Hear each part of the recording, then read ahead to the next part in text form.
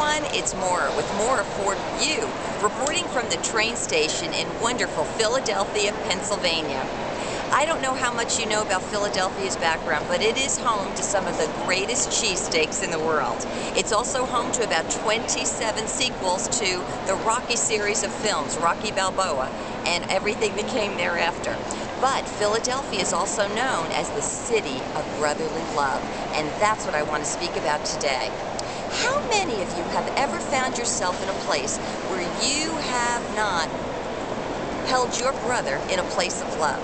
Where somewhere you might have gotten caught and literally held your brother, your sister, your neighbor, anybody else captive in your own heart. Let me give you my story, and I'll bring it right back to Philadelphia again. First of all, Philadelphia, for those of you who don't know, is the end of the line of the Underground Railroad.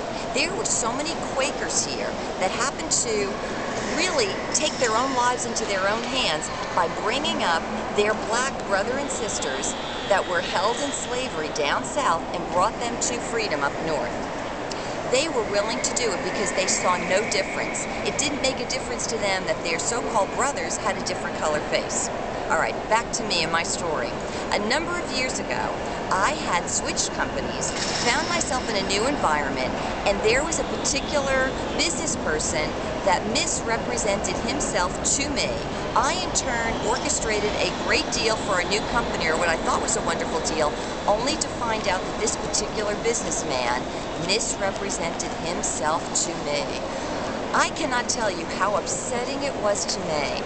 And about 24 hours later, after I felt like, oh, this is an awful situation, I was so upset at this particular businessman for what he was kind of manipulating behind the scenes. And suddenly it occurred to me, he was just clueless as to what he did, but I was holding him captive.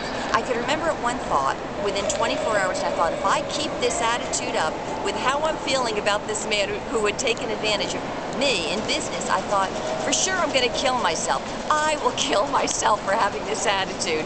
And in that very minute I thought, it is so not worth it. He doesn't even know what he's doing. Now, how many of you, if you were to look at your life and look backwards, would think how many people, maybe it's just one, you have had in your heart and you've been holding something against them that they may not even be aware of, and yet in the process, that person might still be free, but you're in your own jail cell.